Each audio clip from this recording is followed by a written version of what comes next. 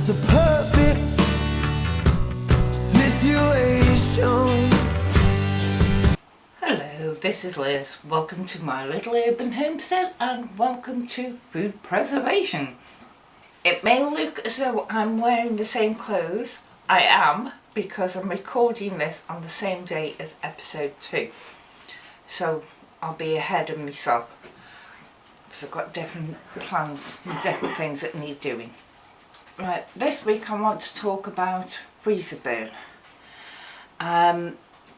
During the process of freezing any type of foods, it's at room temperature. So freezing is taking it below the room temperature. And during the time it takes to get from room temperature to freezing, it can leach out some water. And that water can form on the outside of the food, in the air between the food and the lid, top of the container, or the, you know, if you've just put it in as you bought it, all the air that's around the food. And that can cause freezer burn. So the less air that it is surrounding your food, the less freezer burn will be on it. Freezer burn can take next to no time to appear, a matter of a few weeks. Then again, it can take longer. The way to make it take longer to show is to keep that air between the food and either the wrapping or the container as small as possible. Because even though while it's frozen, it's still leaching out and drying out. And that's what's causing the burn. It's the food that comes in contact with those ice crystals that starts to burn. Now, you can eat freezer burnt food. It's not harmful to you, but the texture will change. Meat and fish, the colour can change. Some vegetables, the colour can change. And sometimes they can go very mushy, very dried out, because that's what's happening. The moisture that's inside the food is being pulled out and drying it out. Even though it's in, if you like, a wet environment in the freezer, it's drying the food out.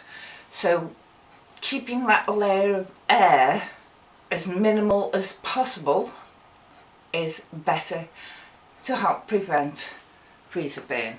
Now, I don't preserve things to last a long time. Depending on what it is, say a freezer meal might only be in the freezer for a matter of a few weeks.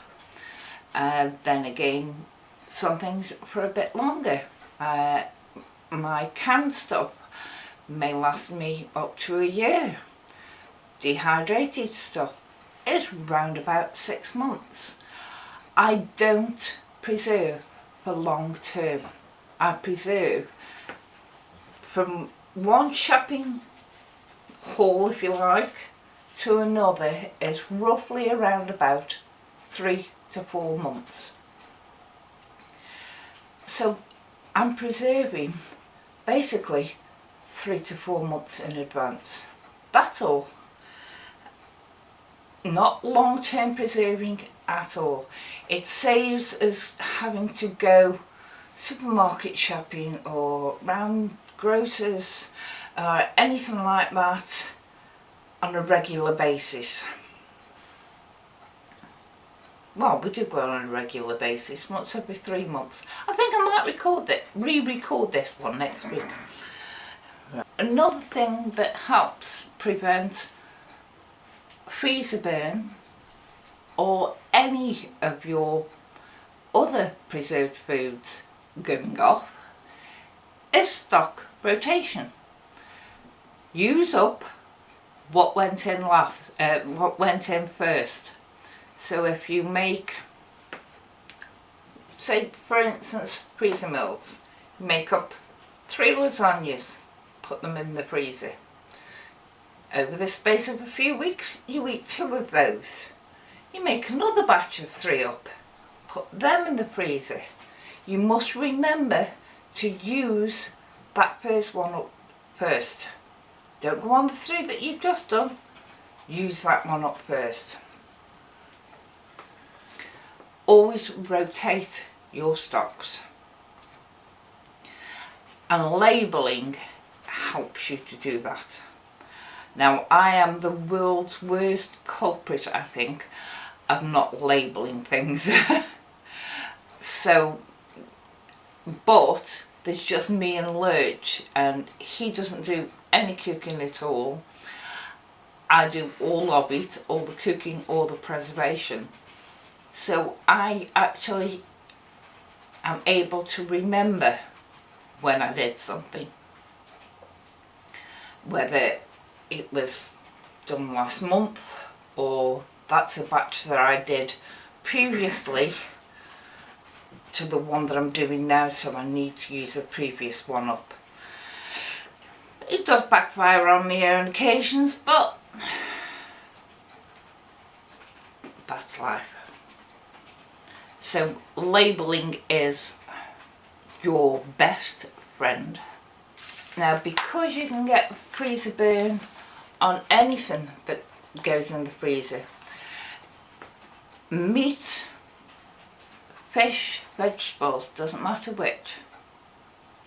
What I tend to do to help extend it, because things like mincemeat, because they're smaller bits, there's more air around them, they're more prone to getting freezer burn within a few months.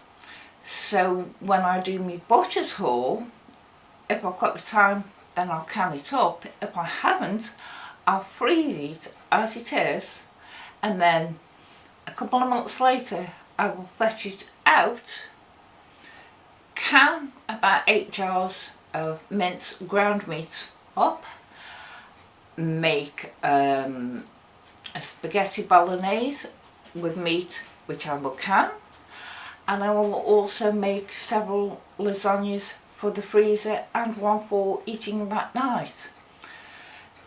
And that has extended the life of the ground meat, the minced meat, before it gets freezer burn. I'm not sure if I'm explaining this properly. You can not refreeze anything that was frozen. So if you pulled out, say, we'll go back to there again, lasagna. You pulled out a lasagna to defrost for a meal, you defrost it, but you aren't going to use it up. You cannot put that back in the freezer and then pull it out at another time, defrost it and eat it. Once it's come out, it's got to be eaten or thrown.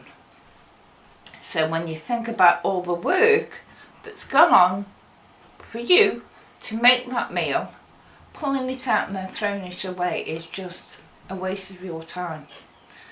So pull it out, defrost it, eat it, never put it back.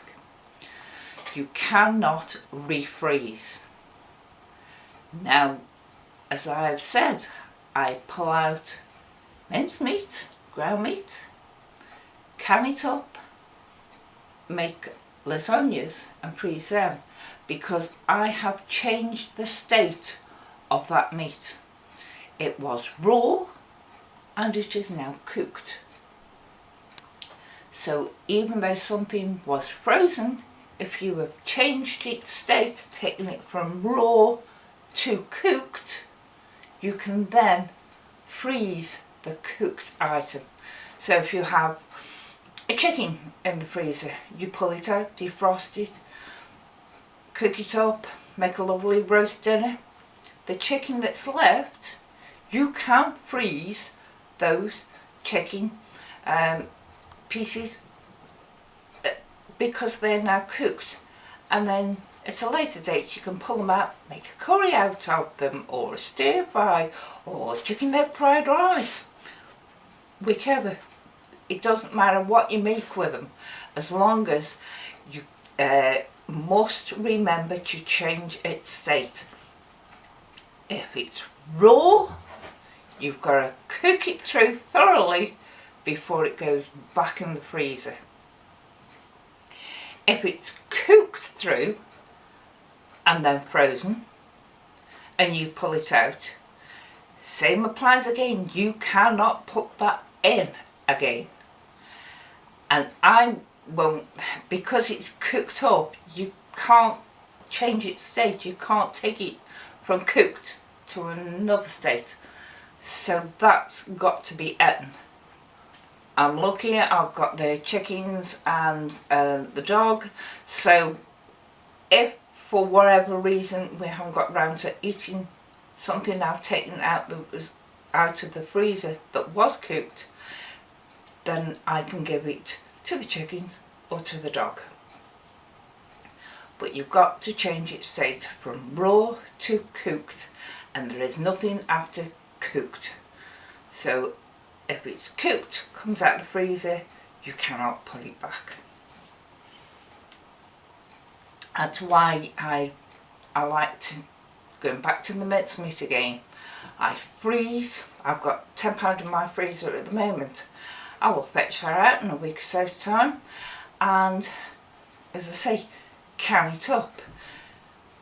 Now when I use a can to say make a mince and onion pie, I can't freeze that because it was changed, its state was changed because it went in the freezer raw, came out, was browned off and then cooked through in the canning process.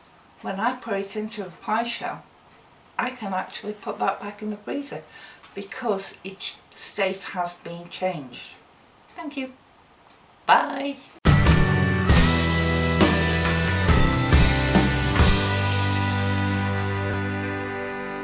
It's a perfect